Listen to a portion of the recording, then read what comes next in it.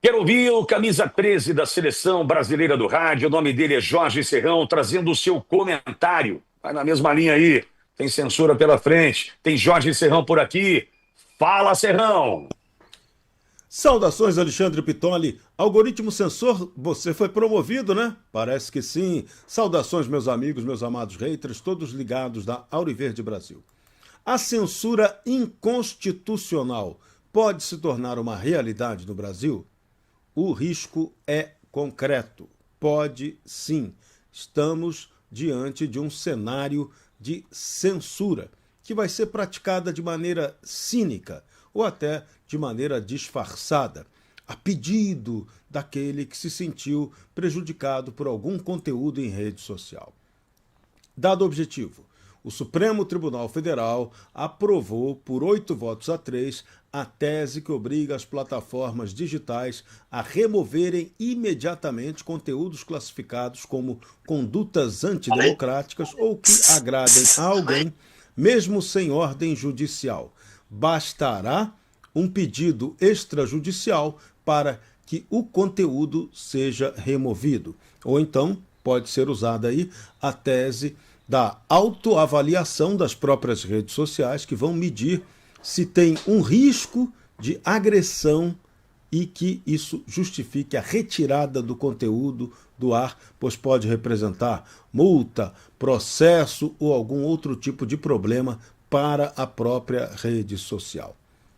Na verdade, a decisão estabelece que as redes sociais que mantiverem no ar qualquer tipo de material que afronte o que o sistema deseja, elas podem ser responsabilizadas civilmente caso não adotem mecanismos prévios de prevenção ou retirada do conteúdo. Aí pode entrar multa e outros tipos de sanções previstas.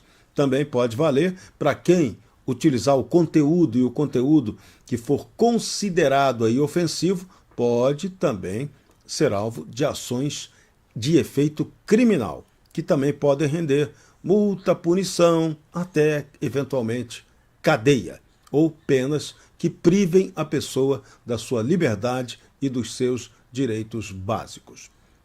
O que você pode considerar conduta antidemocrática, que é a coisa mais provável que vai acontecer e que vai afetar concretamente o debate eleitoral em 2026?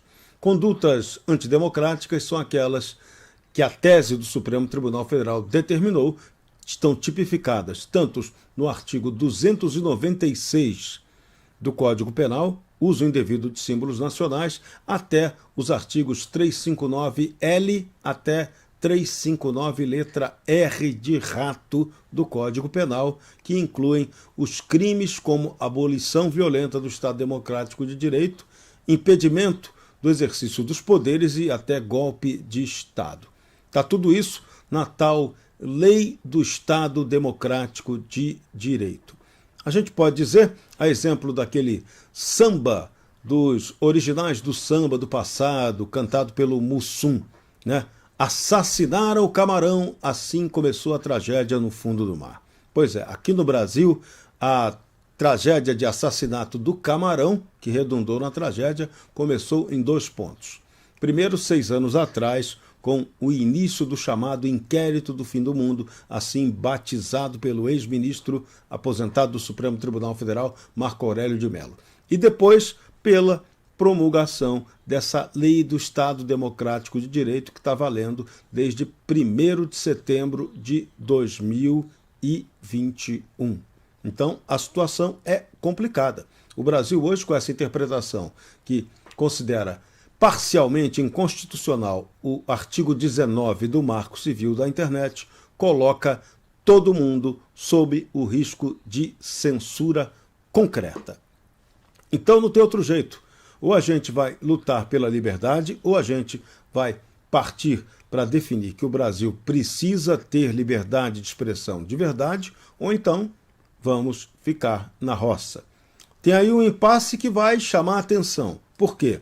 O governo dos Estados Unidos da América, liderado por Donald Trump, quer que valha o princípio da Constituição deles, que garante a liberdade de expressão.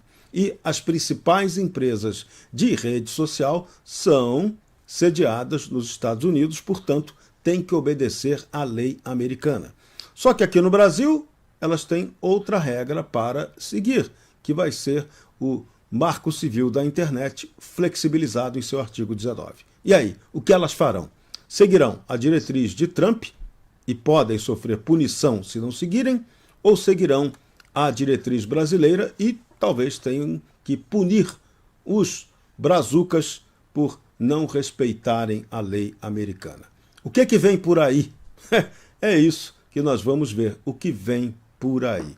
Tentaremos manter a liberdade de expressão vigorando, mas do jeito que a coisa está, será uma missão do tipo Tom Cruise para trabalhar no filme Missão Impossível, ou quase impossível. Para a Auriverde Brasil, camisa 13 da Seleção Brasileira do Rádio, Jorge Serrão.